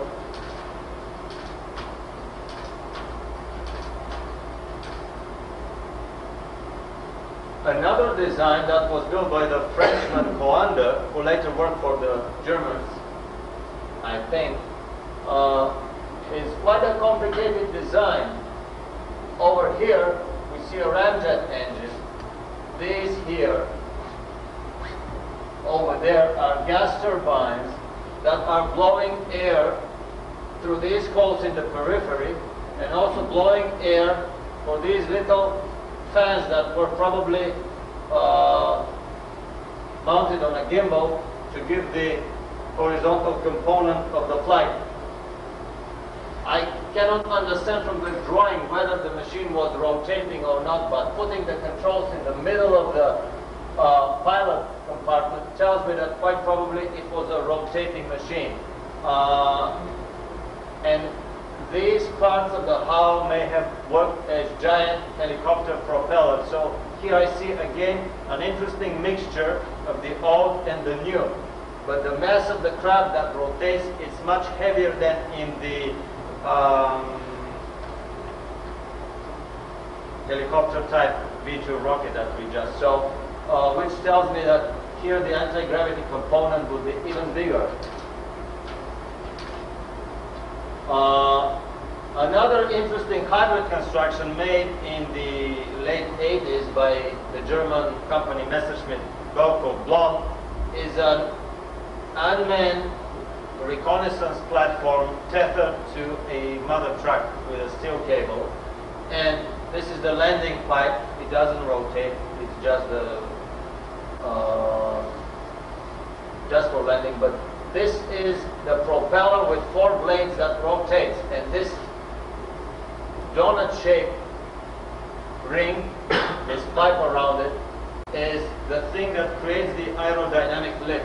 We all know that helicopters have a lot longer propellers. For this to be a flying helicopter, the propellers must be 3-4 times longer and much wider to create the necessary aerodynamic lift. In the description, they say that this ring stabilizes the craft gyroscopically so it wouldn't wobble. But I have the feeling that they are hiding something, and this something is that it also creates an anti-gravity lift. Here we see how these anti-gravity solutions find their way into more and more, because this is a device that any country in the world, Brazil, any third world country, can buy from the Germans. So we see how these trickle-down effect of the anti-gravity discoveries. You think that was counter-rotational? Good question, but I don't think so, because if the lower ring rotates, you cannot land on a landing gear that rotates. I'm talking about internally. Internally, though, it could have been counter-rotational, depending on... It is, because the engine has two parts. The rotor rotates in the opposite direction of the huge donut ring. It has to be. The first real-looking saucer that the Germans built in 1942, but the more I read in the sources, the more I discover that the time goes back and back and back from 45, 44, 43, 42, is the Schroeder's flying wheel, Flugelrad, which was a 40 feet diameter. Basically, this is a flying propeller, flying fan with a cabin in the middle. Propeller with vanes and fuel tanks rotates around the cabin that is stabilized gyroscopically so that the pilots wouldn't spin into insanity with the whole craft. These were Messerschmitt 262 standard fighter planes, standard aviation turbojets, or rocket engines later on. 3 of them to spin the disc around, and 2 more engines to push the whole thing horizontally. This craft was taking off at about 1,600 revolutions per minute, and in a steady horizontal flight it was going at 500-600 RPMs, which is a very not difficult to attain speed of this huge fan. Side view and top view. Air Marshal Hermann Göring is rumored to have flown in one of these. There were no seats, no seat belts, which is another interesting physical detail, that no inertial forces are active in the middle of the saucer because it creates its own gravity field around it, its own inertial system. And so this explains how saucers can do these incredible maneuvers without killing the occupants inside. Later models had a much bigger rocket engine and a stabilizer added for stability in horizontal flight. On initial models it was a smaller rocket engine, and on the later models they had a much larger engine attached. Later on they discovered that basically the helicopter propeller is just a nuisance and creates a lot of aerodynamic drag and resistance, so they can attain the lift only by the rotation itself. And so they had craft that had attached on their periphery, tangentially attached, standard aviation turbojets that would spin the craft by blowing their exhaust in the opposite direction, 2, 3, 4, and so on. In the subsequent designs, they realized that they had to hide the engines inside because of the frontal resistance of these outboard engines. And they arrived at their first primitive saucer fighters, which are the Kugelblitz, the Ball Lightning, and the Feuerball, the Fireball, or the so-called Foo Fighters. They were glowing like Christmas tree ornaments in the night skies over Germany. They carried probably their oxidizer inside, had a spherical skin of a porous metal, so that the exhaust was coming from the whole surface of the craft, creating this glow, and at the same time creating a skin effect, a border layer effect, that would basically reduce to a very small coefficient the aerodynamic resistance. That's why these craft could fly with about 2,000 kilometers, approaching Mach 2, twice the speed of sound. These craft were radio controlled. They had television cameras mounted on them. They had infrared heat seeking. They were able to stall the engines of the bombers by emitting a very powerful electromagnetic radiation around them. Renato Vesco talks about dozens of attacks of such craft on Allied bomber formation. Or they had very powerful radar frequency transmitters that would bake, that would fry the circuitry of the bomber radars and blind them in the night. A very interesting picture that a friend of mine gave me, it was shot over Mount Rainier in Washington. I have a feeling that this is the best candidate for a Kugelblitz in flight.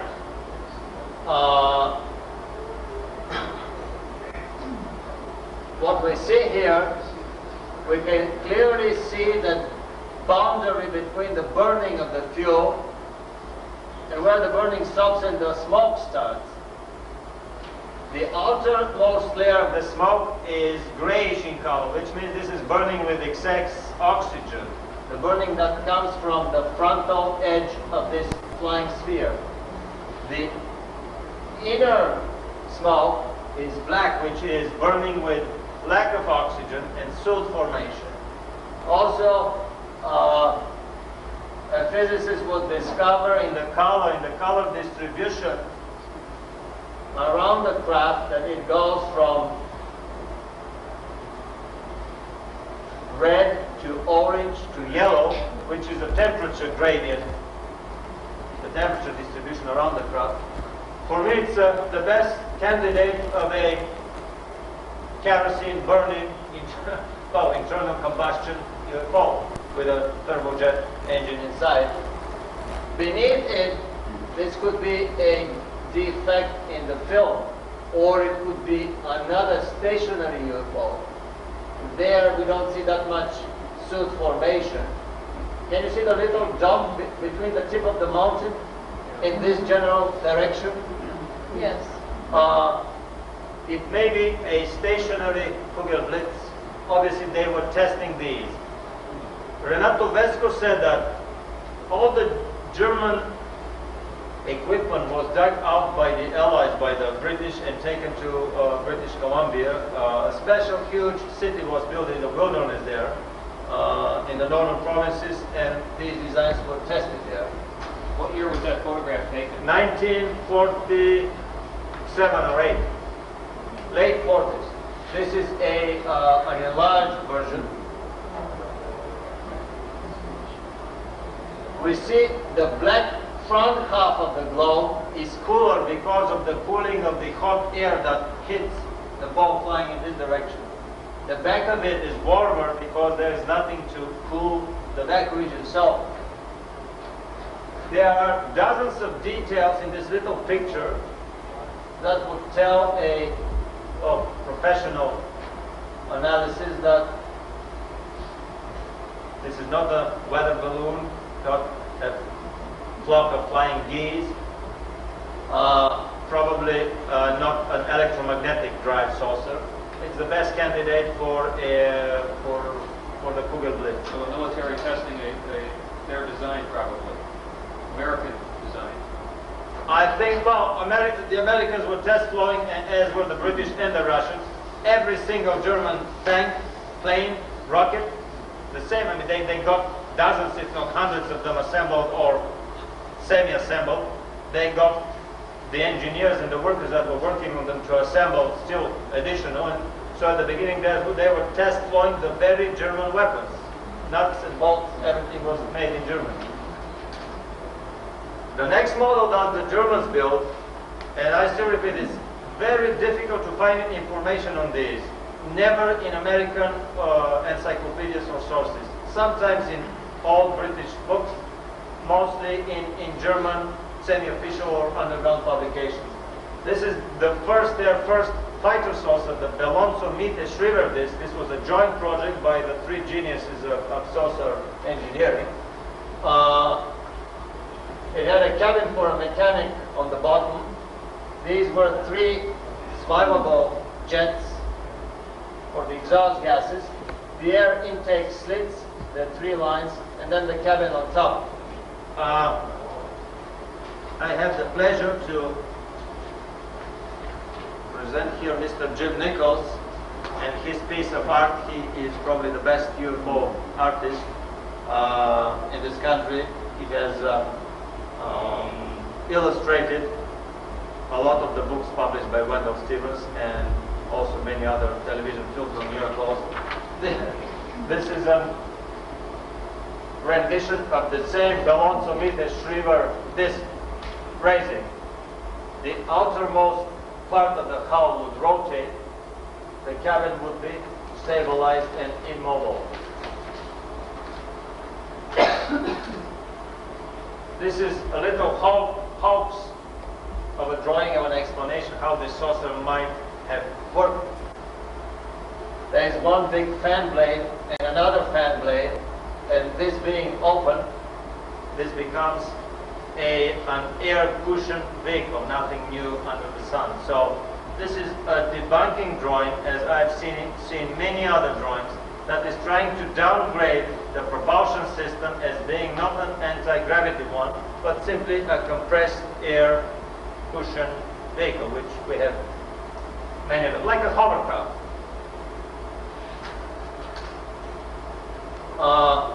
This is a vehicle of this type.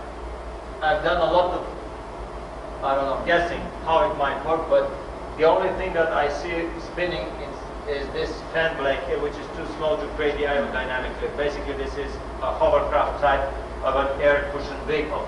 A debunking vehicle built by the Pentagon to prove that, well, flying saucer concepts are not airworthy and they cannot fly. Another vehicle of this type, this has 2 rotors, in front and in the back, an air jeep. This flies a little bit higher than a hovercraft, but these are incredible gas guzzlers. And basically this is an air cushion vehicle, nothing more. There is some aerodynamic lift because of the spinning propellers, but maybe even the engineers that were designing this were not aware of this fact, as it happens very often in engineering practice.